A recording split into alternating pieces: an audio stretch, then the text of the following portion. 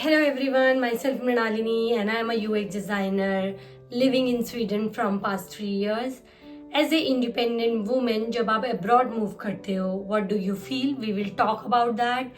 आपने तो ये सब सुना ही होगा कि अब्रॉड में रहना जितना ग्लैमरस दिखता है उतना ग्लैमरस नहीं होता, पर इतना ज़्यादा रिवॉर्डिंग होता है उसके बारे में कोई बात नहीं करता.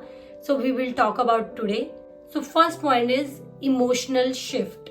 टू बी ऑनेस्ट, जब आप मूव होते हो और आपके लिए हर चीज नई होती है, enjoying that new restaurant, new cafes, new grocery store, everything is new for you.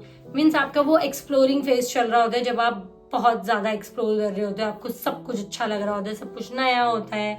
But एक टाइम के बाद आपका जो भी नयापन है वो सब नॉर्मल हो जाता है. या आप इमोशनली डाउन होते हो या आप बहुत अकेलापन महसूस करते हो. विश कोई मुझे ये बता पाता कि ये अकेलापन महसूस करना ये एक नॉर्मल चीज है, ना कि हम हमेशा इसको एक गलत वे में ले लेते हैं. बट ऐसा नहीं है. ये अकेलापन महसूस करना बहुत ही नॉर्मल है और ऐसा होगा भी. के आसपास होते हैं, इतने लोग होते हैं लोग, और आप सडनली एक ऐसी जगह आ जाते हो जहां पर आपके लिए कोई नहीं होता, आप अपने आप होते हो, आपको सब कुछ खुद से करना. सेकेंड पॉइंट इज हर चीज आपको खुद करनी पड़ती है.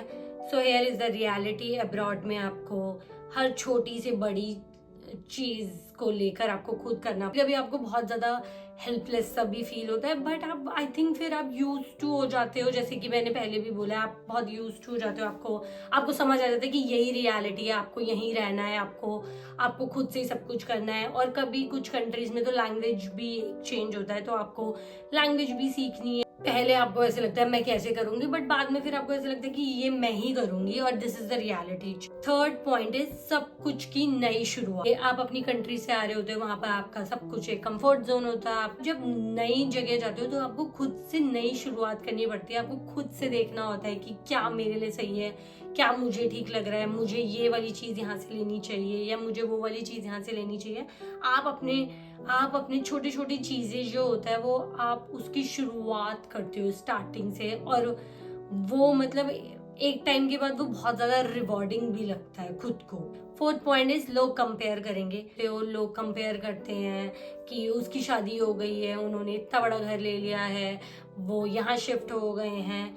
शायद आप भी कंपेयर करने लग जाते हो क्योंकि आप उसी सेम इन्वायरमेंट का हिस्सा होते हो. आप जब शिफ्ट होते हो तब आपको एक बात समझ आ जाती है कि ये मेरी लाइफ है. I have to take my journey in my way.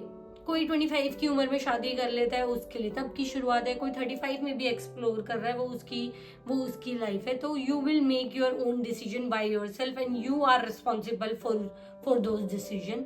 Fifth point is आप अपने आप को एक्सप्लोर करते हो बहुत ज्यादा, क्योंकि आप ऐसी जगह आ जाते हो, रिलेटिव्स नहीं होते आपके, कोई सराउंडिंग्स नहीं होते, तो आप खुद से लर्न करने लग जाते हो बहुत सारी चीजें. आप खुद को समझने ज्यादा लग जाते हो. आप न्यू हॉबीज क्रिएट करते हो to be make busy. Sweden, like most of the time, like winter season, so then you will realize like how to keep yourself busy.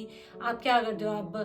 आप जिम जाते हो, आप अदर एक्टिविटीज सीखने के लिए आप एनरोल करते हो. आप कुछ ना कुछ नया सीखते रहते हो, और दैट इज रियली गुड. कि आप अपने साथ बहुत ज्यादा टाइम बिताते हो और आपको वो कंपनी पसंद भी आने लग जाती है. आप बहुत ज्यादा सीख रहे होते. As a independent women you feel like rewarding.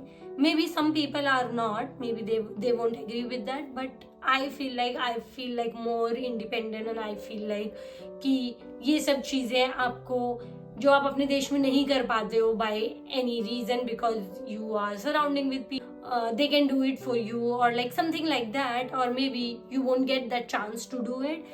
But यहाँ आकर आपको खुद से सब कुछ करना पड़ता है. If you are planning to move or you have already move abroad, your journey, may be your priorities and your life is different, and trust your pace. Whatever you are thinking you will get it. बस अपनी जर्नी पे आप trust रखो और be continue and happy learning.